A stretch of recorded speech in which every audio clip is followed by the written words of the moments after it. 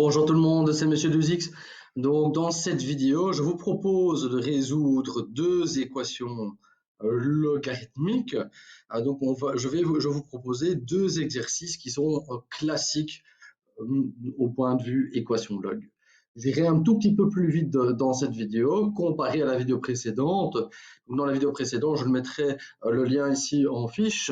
Dans cette vidéo, j'explique les étapes importantes, les points clés. Ici, je m'occupe simplement de la résolution et je fais comme si on avait déjà compris les étapes importantes. Donc allons-y. Donc on va résoudre cette équation-ci. Donc tout d'abord, on va s'occuper des conditions d'existence.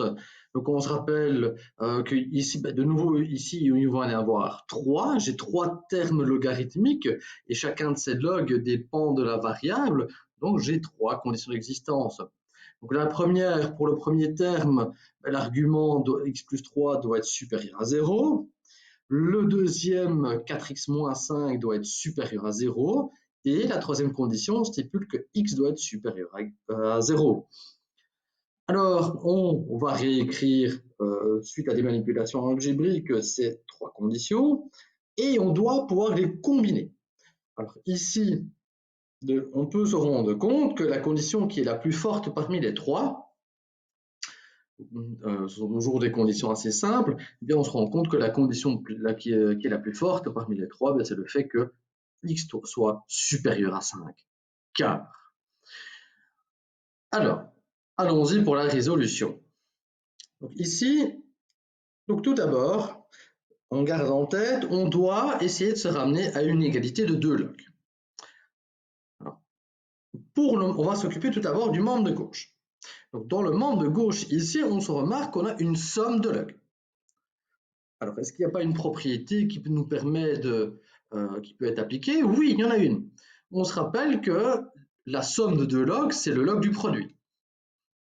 Donc, cette équation se transforme comme cette équation ci affichée à l'écran. Alors ici, on va s'occuper maintenant du membre de droite. Donc, dans le membre de droite, on se rend compte qu'il y a un 2 qui gêne. S'il n'y avait pas le 2, on pourrait continuer facilement. Il y a le 2. Donc, lorsqu'on multiplie un log par un nombre, est-ce qu'il n'y a pas une propriété qui pourrait nous faire en quelque sorte disparaître ce 2? Et oui, il y en a une. Il y en a une qui est très utile et qui nous dit que voilà, si on multiplie un log par un nombre réel, eh bien, ça nous donne comme résultat le log de la puissance. Donc, cette constante réelle se transforme en exposant, se met en exposant de l'argument. Donc ici, l'argument du ln, c'est x, la constante, c'est 2. Eh bien, je peux faire transformer ce 2 en puissance 2.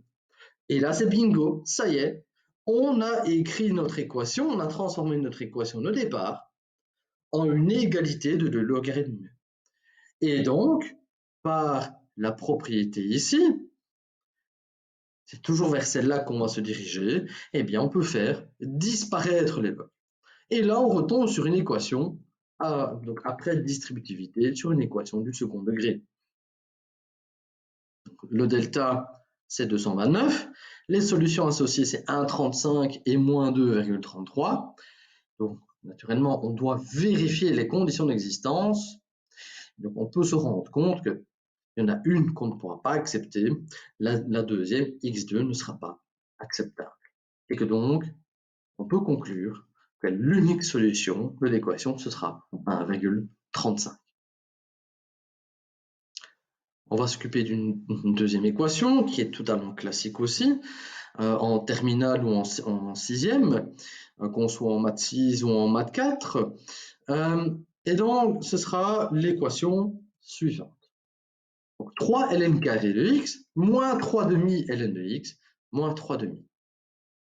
Alors, vous remarquez que j'ai affiché une propriété supplémentaire dans les rappels. En fait, ce n'est pas une propriété, c'est vraiment la définition même du ln qui rappelle que le ln et l'exponentielle sont deux fonctions réciproques l'une de l'autre. Ça va nous être utile ici. Alors, deuxième remarque, c'est que par rapport à ces notations, lorsqu'on écrit ln carré de x, c'est comme si on faisait ln de x, le tout au carré.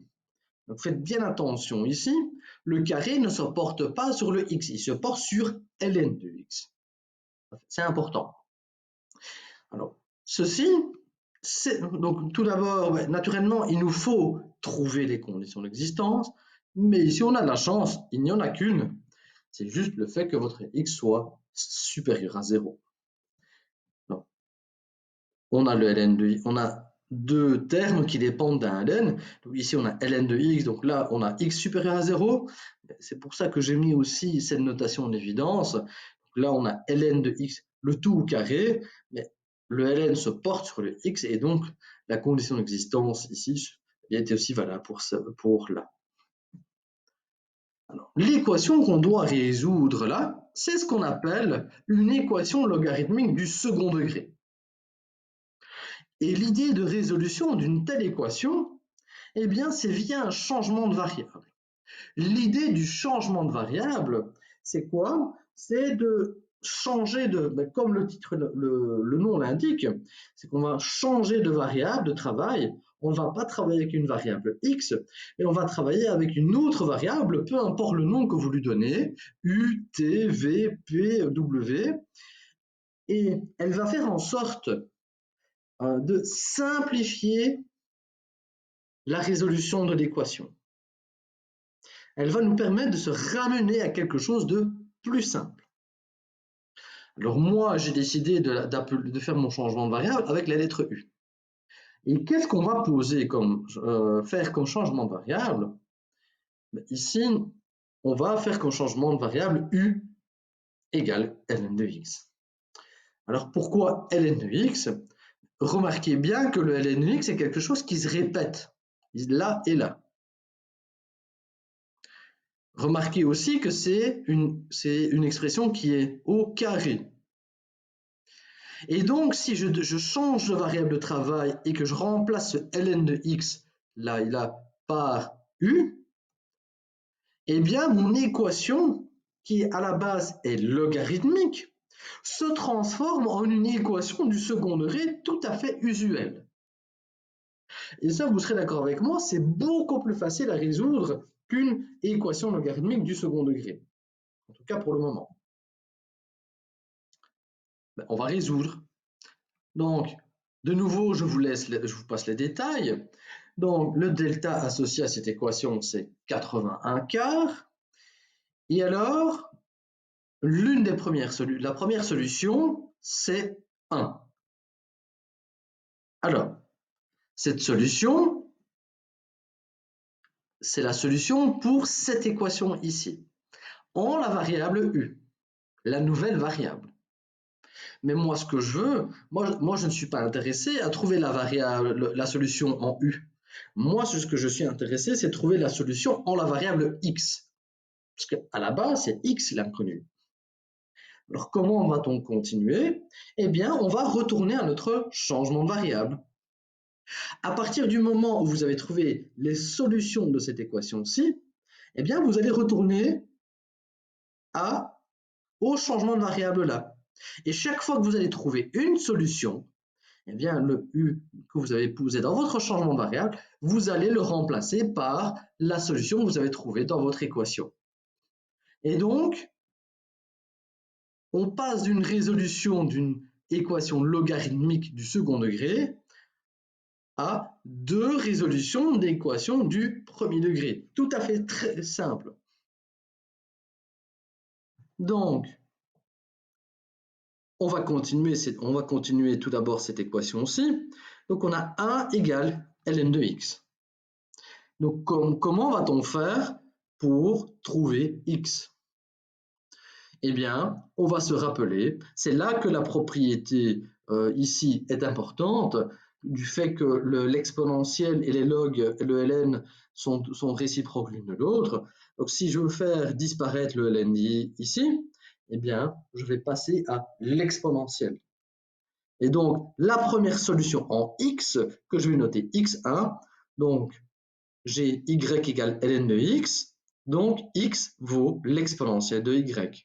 Donc j'ai 1 égale ln de x, donc x vaut l'exponentielle de 1. Et e exposant 1, c'est e. La deuxième solution que vous allez trouver pour votre équation, c'est moins 1 demi. C'est la solution pour de l'équation ici. De nouveau, vous n'êtes pas intéressé par cette solution-là, vous êtes intéressé par celle en x. Et donc, de nouveau, vous allez retourner à votre changement de variable et vous allez remplacer votre u par votre deuxième solution. Et donc, vous avez une deuxième petite équation à résoudre ici, et ça c'est très simple. Et pour trouver la valeur de x associée, on va faire comme au-dessus, on va passer à l'exponentielle. Et donc votre solution x, ce sera l'exponentielle de moins 1 demi, mais on se rappelle avec les propriétés des exposants que c'est équivalent à écrire 1 sur racine carrée de e.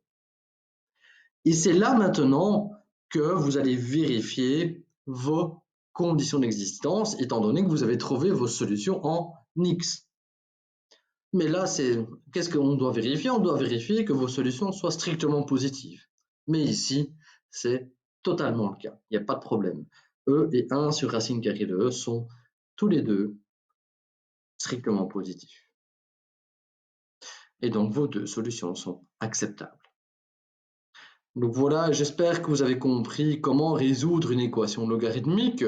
Donc, d'une façon ou d'une autre, vous allez toujours, les exercices qu'on va vous donner vont toujours se ramener à l'une de ces deux types d'équations ou à l'équation que je vous avais proposée dans la première vidéo. Donc voilà, j'espère que ces vidéos ont pu vous aider. Donc n'hésitez pas à liker, partagez-la si vous estimez qu'elle peut aider quelqu'un. Et sinon, je vous dis à très bientôt. Au revoir.